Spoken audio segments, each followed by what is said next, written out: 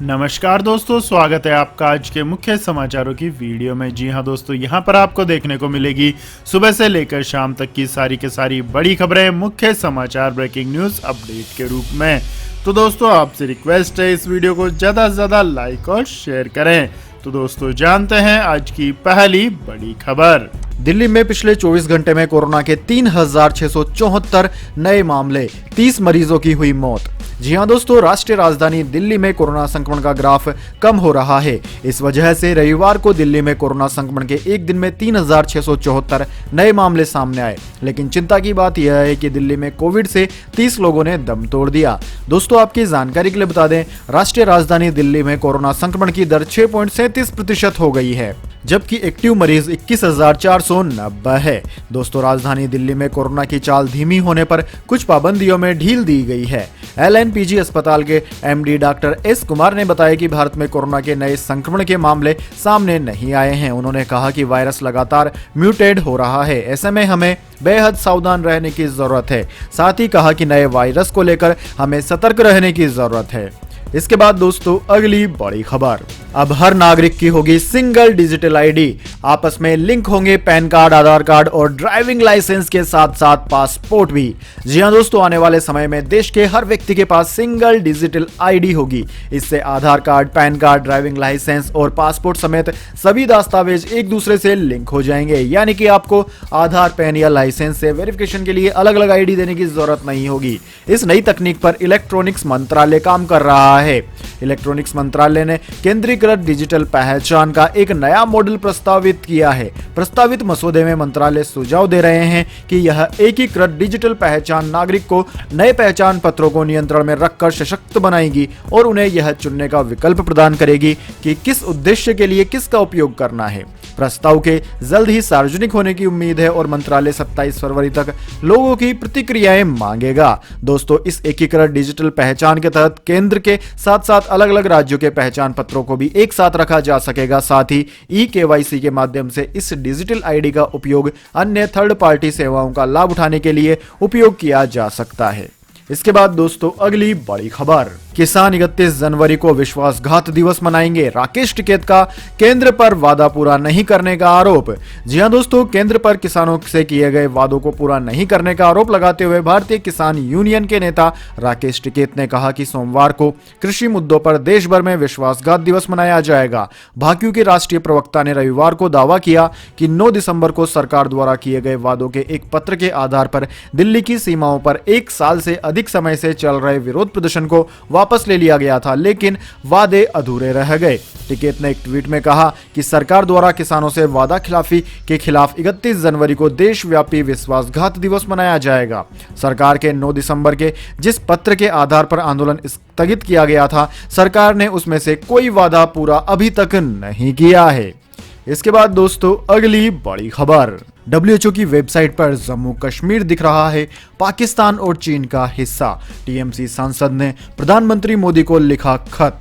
जी हां दोस्तों, world health organisation यानी कि WHO की वेबसाइट पर जम्मू कश्मीर के पाकिस्तान और चीन के कब्जे वाले एरिया को इन दोनों देशों के हिस्से के तौर पर पेश किया जा रहा है। यह शिकायत तृणमूल कांग्रेस के सांसद डॉक्टर शांतनु सेन ने रविवार को प्रधानमंत्री नरेंद्र मोदी को लेटर लिखकर की। सेन ने लेटर में लिखा कि WHO की वेबसाइट पर कोविड डैशबोर्ड में कोरोना वायरस से जुड़ा अपडेट ग्लोबल डेटा दिखाने के लिए यूज किए जा रहे वर्ल्ड मैप में यह गड़बड़ी की गई है। जब मैप पर जाते हैं तो भारतीय मैप नीले रंग में दिखाई देते हैं, लेकिन जम्मू और कश्मीर को ग्रे रंग के हिस्से से दिखाया गया है, जिस पर एक हिस्से में पाकिस्तान का कोरोना डेटा और दूसरे हिस्से में चीन का कोरोना डेटा दिखाई देता है। हालांकि टीएमसी सांसद के इस लेटर पर देर शाम तक केंद्र सरकार की तरफ से कोई रिएक्शन नहीं आया।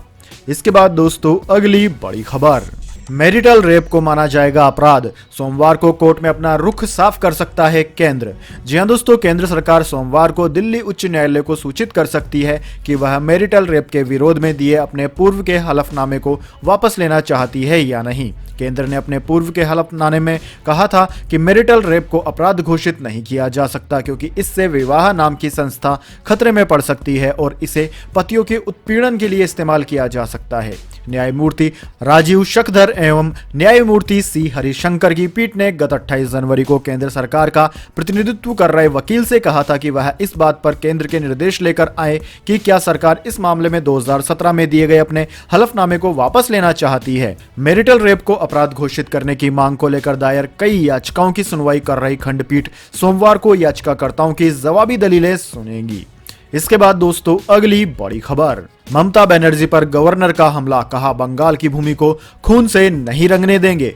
जी हां दोस्तों, पश्चिम बंगाल के राज्यपाल जगदीप धनखड़ ने रविवार को राष्ट्रपिता महात्मा गांधी को उनकी पुण्यतिथि पर श्रद्धांजलि दी तथा एक बार फिर राज्य की मुख्यमंत्री ममता बनर्जी पर निशाना साधा। राज्यपाल ने कहा कि वह राज्य में मानवाधिकारों को कुचले जाने की घटनाओं और हिंसा की बाढ़ को नहीं देख सकते। धनखड़ ने कहा कि किसी भी प्रकार का अपमान उन्हें अपने कर्तव्य पालन से विमुख नहीं कर सकता। उन्होंने कहा कि हिंसा एवं लोकतंत्र एक साथ नहीं चल सकते। उन्होंने सभी से अपील की कि वे शांति और अहिंसा के दूत बने, जो राष्ट्रपिता को सच्ची श्रद्धांजलि होगी। राज्यपाल ने उत्तर 24 परगना जिले के बैरकपुर में हुगली नदी के तट पर स्थित गांधी घाट में कहा कि बंगाल की पावन भूमि को रक्त से सनी हुई और मानवाधिकारों का गला घोटने वाली धरती नहीं बदलने दे सकते। उन्होंने कहा कि स्थिति ऐसी हो गई है कि मानवाधिकार उल्लंघन के आरोपों की जांच के लिए कलकत्ता हाईकोर्ट ने राष्ट्रीय मानवाधिकार आयोग के अध्यक्ष को तथ्योन्वेषी समिति गठित करने का निर्देश तक दे दिया। इसके बाद दोस्तों अगली बड़ी खबर, मणिपुर में बीजेपी ने किया उम्मीदवारों का ऐलान, टिकट न मिलने पर कई जगह विरोध और इस्तीफे। जी हां दोस्तों, मणिपुर में बीजेपी सभी 60 सीटों पर चुनाव लड़ेगी। पार्टी ने उम्मीदवारों का भी ऐलान कर दिया। 2 मौजूदा विधायकों का टिकट काटा गया और कांग्रेस छोड़ बीजेपी में शामिल हुए 16 विधायकों में से 10 को ही बीजेपी का टिकट मिला। एक तरफ जहां टिकट पाने वाले खुशी का इजहार कर रहे हैं, वहीं दूसरी ओर मायूस हुए लोग जमकर विरोध जता रहे हैं और इस्तीफों का दौर भी शुरू हो गया है। भाजपा समर्थकों ने प्रधानमंत्री नरेंद्र मोदी और मणिपुर के मुख्यमंत्री एन बीरेन सिंह के पुतले भी जलाए और नारेबाजी की। राज्य के विभिन्न हिस्सों में पार्टी कार्यालयों में तोड़फोड़ की गई और प्रदर्शनकारी कई इलाकों में तख्तियों के साथ जमा हो गए। इम्फाल में भाजपा मुख्यालय के आसपास सुरक्षा बढ़ा दी गई। दोस्तों, रिपोर्ट के अनुसार टिकट पाने की उम्मीद कर रहे पार्टी के कुछ पदाधिकारियों ने इस्तीफा दे दिया। हालांकि सही संख्या पता नहीं चल सकी। सूत्रों के मुताबिक ज्यादातर असंतुष्ट नेता वे थे जिन्हें कांग्रेस के दल बदलुओं को टिकट देने के कारण नहीं चुना गया। इसके बाद दोस्तों अगली बड़ी खबर, विस्तारा एयरलाइंस ने फरवरी की कई उड़ानें कर दी रद्द, कस्टमर केयर से नहीं मिल रहा है जवाब, मुश्किल में है यात्री। जी हां दोस्तों, कोरोना महामारी के दौरान यात्रियों के लिए सफर करना वैसे ही मुश्किलों भरा रहा है, चाहे वो सफर रेल का हो या हवाई उड़ानों का। लोगों को कई तरह की दिक्कतों का सामना पहले कुछ समय के दौरान करना पड़ रहा है। इसी बीच विस्तारा एयरलाइन ने पिछले कुछ दिनों में फरवरी माह के लिए अपनी कई उड़ानों को रद्द कर दिया। एयरलाइन ने इसके साथ ही अपनी कुछ फ्लाइट की टाइमिंग भी चेंज किए हैं। दोस्तों, इतना ही नहीं, लोगों को फ्लाइट की नई टाइमिंग को जानने के लिए समस्याओं का सामना भी करना पड़ रहा है। न्यूज एजेंसी पीटीआई के मुताबिक पिछले कुछ दिनों में बड़ी संख्या में प्रभावित यात्रियों ने सोशल मीडिया के जरिए सूचित किया कि उन्हें विस्तारा के कस्टमर केयर से संपर्क करने में भी मुश्किल हो रही है। ऐसे में लगातार लोग सोशल मीडिया के जरिए कंपनी के कस्टमर केयर द्वारा मिलने वाली सेवाओं की आलोचनाएं कर रहे हैं। इसके बाद दोस्तों अगली बड़ी खबर, ओमिक्रॉन के सब वेरिएंट BA.2 ने बढ़ाई टेंशन, लोगों को तेजी से चपेट में ले रहा है, रिसर्च में किया गया दावा। जी हां दोस्तों, कोरोना वायरस के ओमिक्रॉन वेरिएंट का सब वेरिएंट B.2 मूल वेरिएंट BA.1 की तुलना में तेजी से फैल रहा है, लेकिन ऐसा लगता है कि वैक्सीन इसके खिलाफ बचाव में कारगर है। सब वेरिएंट BA.2 को ब्रिटेन में फिलहाल जांच के तहत वेरिएंट की श्रेणी में रखा गया है। दोस्तों, यूके हेल्थ सिक्योरिटी एजेंसी ने कहा कि BA.2 की संक्रमण दर इंग्लैंड के उन सभी क्षेत्रों में BA.1 की तुलना में बड़ी है जहां इसका आकलन करने के लिए पर्याप्त मामले हैं। वहीं 24 जनवरी तक जीनोम सीक्वेंसिंग में इंग्लैंड में BA.2 के 1072 मामलों की पहचान की गई। इस संबंध में सभी आकलन प्रारंभिक हैं, वहीं मामलों की संख्या तुलनात्मक रूप से कम है। दोस्तों, यूके HSN के मुताबिक नए वेरिएंट के शुरुआती विश्लेषण में संक्रमण दर को कम करके आंका जा सकता है, लेकिन वर्तमान में यह अपेक्षाकृत कम है। इसके बाद दोस्तों अगली बड़ी खबर, प्रधानमंत्री आवास को 20,000 ट्रकों ने घेरा, सड़कों पर लोगों ने मचाया बवाल। जी हां दोस्तों, दुनिया के कई देशों में कोविड-19 के संक्रमण को रोकने के लिए वैक्सीन की रफ्तार बढ़ाने पर जोर दिया जा रहा है। कनाडा में भी वैक्सीनेशन को अनिवार्य करने का फैसला वहां की सरकार ने ले लिया, जिसका कई लोग जमकर विरोध कर रहे हैं। दोस्तों, कनाडा की राजधानी ओटावा में स्थित प्रधानमंत्री आवास को 50,000 ट्रकों ने अपने 20,000 ट्रकों के साथ चारों तरफ से घेर लिया। हालात यह हो गई कि प्रधानमंत्री जस्टिस ट्रूडो और उनके परिवार को गुप्त स्थान पर छिपने के लिए भागना पड़ा। दोस्तों, इस जानकारी के अनुसार हजारों नागरिक राजधानी में वैक्सीनेशन को अनिवार्य बनाने और कोविड-19 पाबंदियों के खिलाफ विरोध प्रदर्शन कर रहे हैं। इस दौरान कुछ प्रदर्शनकारियों ने कोविड प्रतिबंधों की तुलना फांसीवाद से की और कनाडा के झंडे के साथ नाजी प्रतीक प्रदर्शित किए। प्रदर्शन करने वाले ट्रक वालों ने अपने करीब 70 किमी लंबे काफिले को फ्रीडम कॉन्वॉय का नाम दिया। इसके बाद दोस्तों, अगली बड़ी खबर, जोड़ियां स्वर्ग में नहीं नर्क में बनती है, पति को गिरफ्तारी से पहले जमानत देते हुए बॉम्बे हाई कोर्ट की अपील।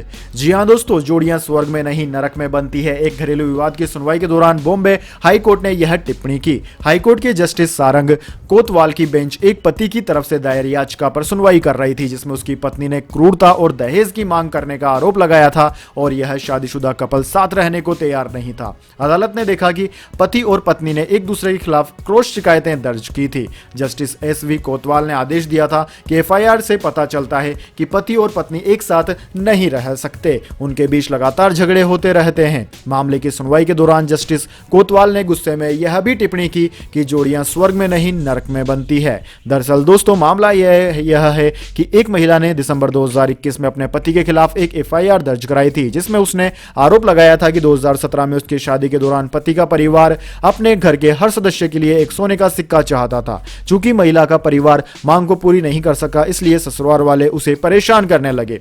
पत्नी ने दावा किया कि उसने फ्लैट खरीदने के लिए 13,50,000 रुपए दिए, जिसमें दंपति अपने 3 साल के बेटे के साथ रहते थे। उसने यह भी आरोप लगाया कि पति ने यह दिखाने के लिए खुद पर कुछ घाव किए कि पत्नी ने उसके साथ मारपीट की। वहीं दूसरी ओर पति का आरोप था कि उसने फ्लैट के लिए 9 लाख रुपए का लोन लिया और शादी के बाद वह अपनी पत्नी को मॉरिशस ले गया था और उसे एक महंगा सेलफोन भी गिफ्ट में दिया। उसने कुछ व्हाट्सएप चैट्स के जरिए अदालत को बताया कि कैसे उसे पत्नी द्वारा लगातार परेशान किया जा रहा है। पति ने आरोप लगाया कि पत्नी के खिलाफ उसने एक शिकायत दर्ज कराई थी और जवाब स्वरूप पत्नी ने भी पति पर केस दर्ज कर दिया।